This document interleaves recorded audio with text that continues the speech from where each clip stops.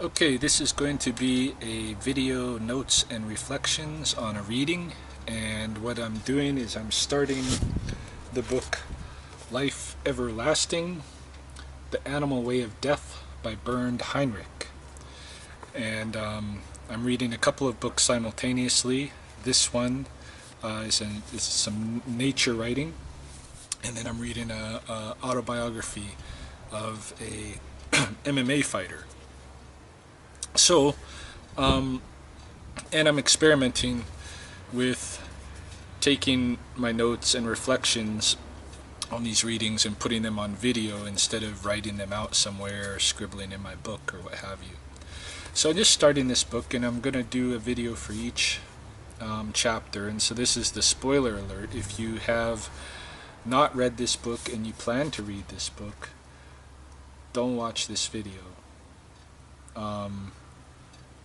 If you don't want to read the book though, and you want to learn some of the content, then yeah, watch the video. I'm going to discuss some of it, and the parts that were meaningful to me anyway. Or if you have read the book yourself and you want to compare notes, then definitely watch the video. But yeah, I am going to spoil the whole book, so if that's a problem, this is your chance to turn off the video and not watch. So anyway, Bernd Heinrich is absolutely my favorite nature writer. He's a guy who, at least in his field notes, I kind of emulate him a little bit in my own writing that I've published in Nature Alberta magazine. And he's done a number of books, most of which I've read. I really enjoy what he does, and this is one of his newer books. I didn't even know that this had come out. Let's see, it was published in probably 2013 or 2012. I wasn't even aware. Yeah, 2013. Wasn't even aware that it had come out. But then he had another book on migration, which I'm going to read probably after this. And I noticed that as I was searching online for that other book, that this one also came up as something that was purchased by others, and I was like, wow, there's another book by Bernd Heinrich I didn't even know about. So he's a prolific writer. I love reading his stuff, and so we're going to go through this chapter by chapter on separate videos. So to begin with, I read the introduction, and already there's enough material there that I feel like I need to stop and record some notes, record some reflections. So a couple of things happen in the introduction. First of all, it starts off with a letter that he receives from a friend, and the friend has just been diagnosed with a serious terminal illness, and he's trying to get his everything in order for his own burial.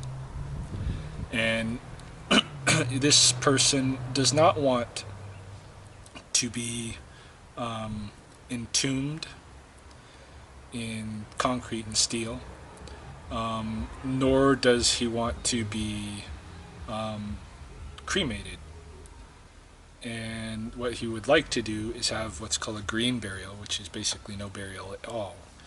And Bernd happens to own some property in upstate Maine, where he does a lot of his nature studies. And this friend is asking him, can I basically become part of your land?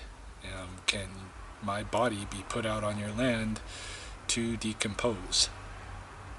And so this is the trigger that leads Bernd into the study that becomes this book. And it's something that I can relate to because I have myself put a lot of thought to this as well.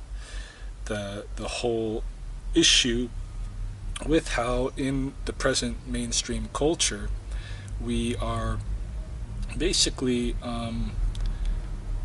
not allowed to be human in the ecology. And one of the ways that we're not allowed is in terms of giving our own bodies back to the ecosystem. And when you think about it, like he writes, 6.5 billion people, and that's a lot of biomass. And we are taking that biomass and we are either vaulting it up away so it can't go back into the system, can't feed the system, or we are burning off that energy so that it doesn't feed the system. And so that right there is ecologically problematic in itself. That's unprecedented, never before been the case until very, very recently, that any animal that dies can lock itself away and not allow its body to be processed back to feed the system. And so it's a problem. And it is a problem. I agree, and I think it's some weird thing that goes on with the death complex of our culture, the mainstream culture anyway, where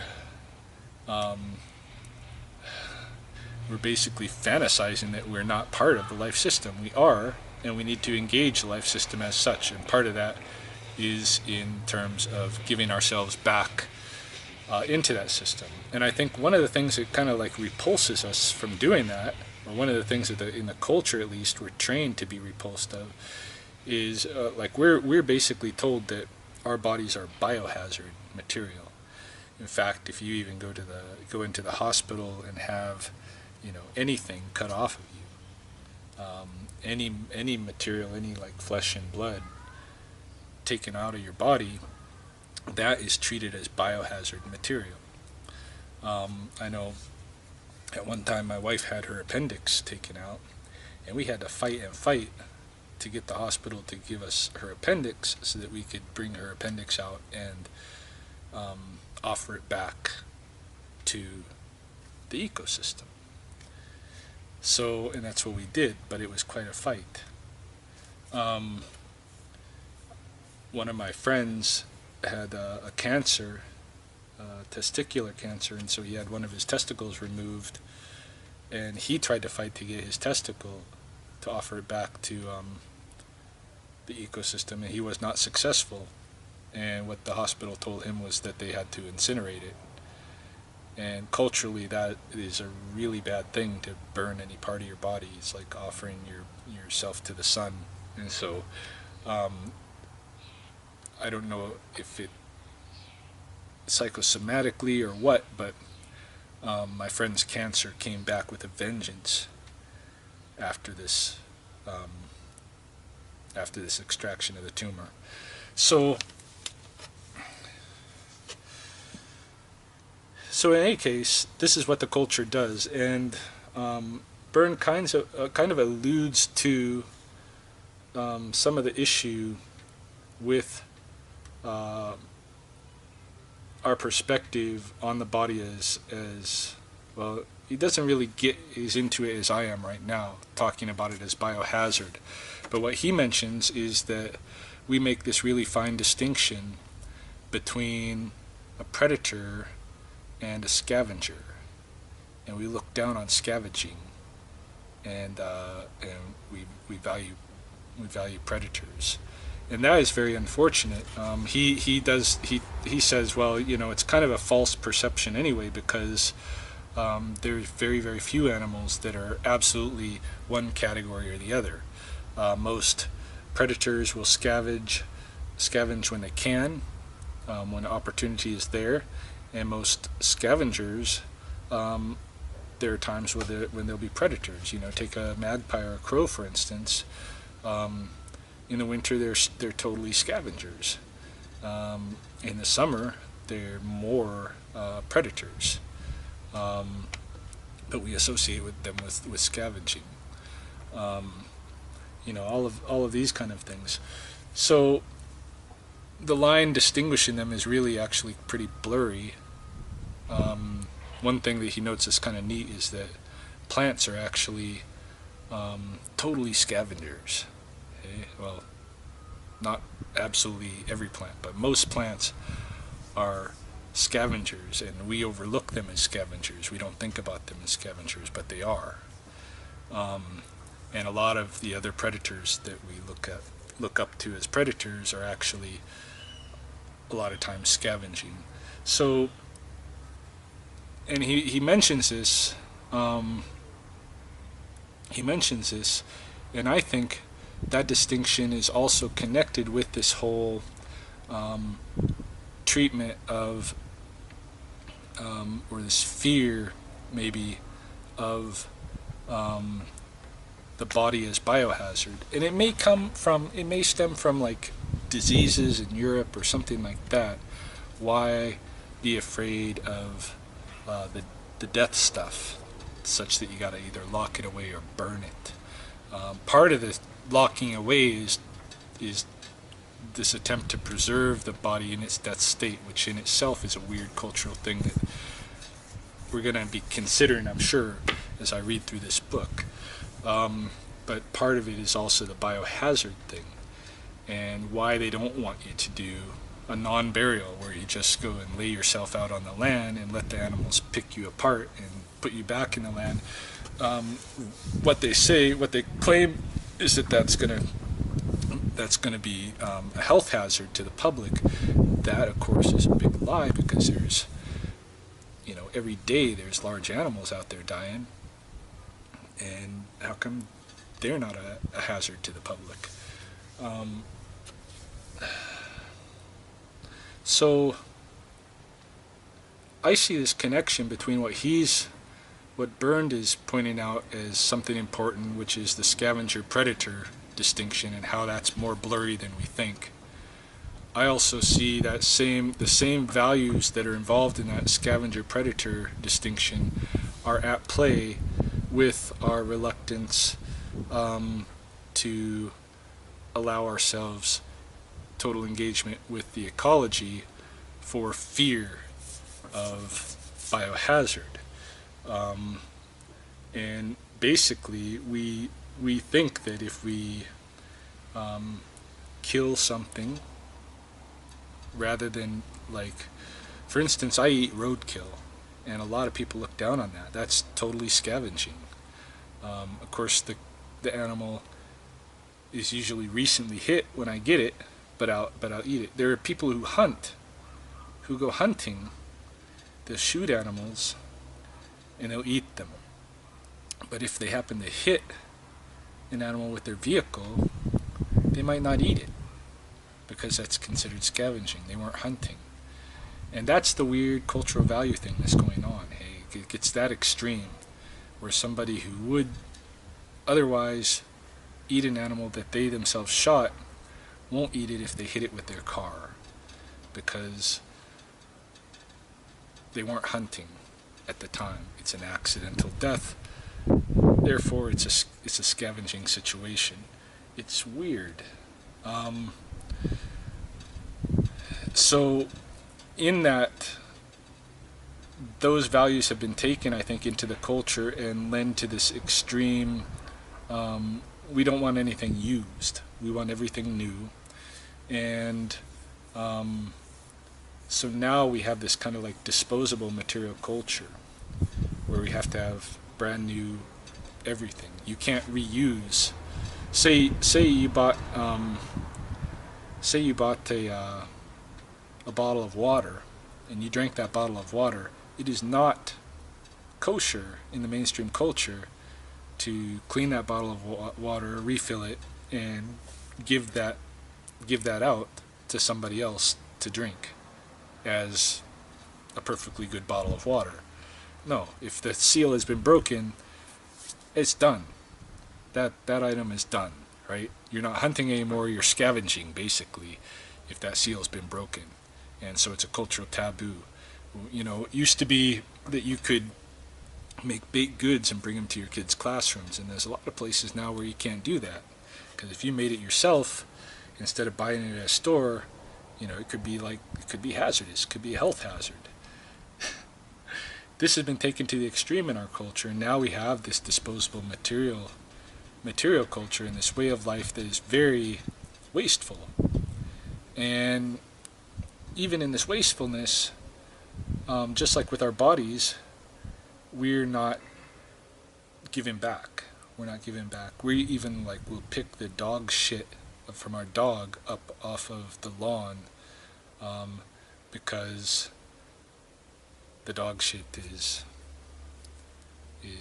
biohazard, basically. You know, if you're walking your dog, you got to carry plastic bags now. That was never the case when I was growing up, but it's becoming more and more of this extreme. Hey, yeah, it wasn't always fun to step in dog shit, as you occasionally did when I was growing up. But it wasn't this weird thing where we have human beings walking around with their dogs and picking up their poops. I think that's weird.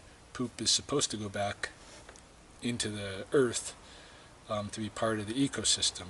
We have tons and tons of waste material that could be recycled or laid back into the ecosystem, and it's really scorned. Even like what they call littering, for some reason we are told culturally that it's better to collect all of our garbage together in one concentrated, massively toxic location than to spread it out on the land. Why? It doesn't make sense to me. People will see garbage here and there on the landscape and think that the landscape is spoiled in some way. You know, every year here in Lethbridge, for instance, they have the spring cleanup where crews of volunteers will walk through the coulees and pick up any garbage that they can find and bag it and take it out of the coulees, because those nature areas are supposed to be without garbage. But we'll take all that garbage and pile it up into a massive, like, toxic pit. This doesn't make sense. Out on the landscape there, it wasn't toxic. It's just going back into the system slowly. Over here in this landfill, it becomes super toxic, and it's bad.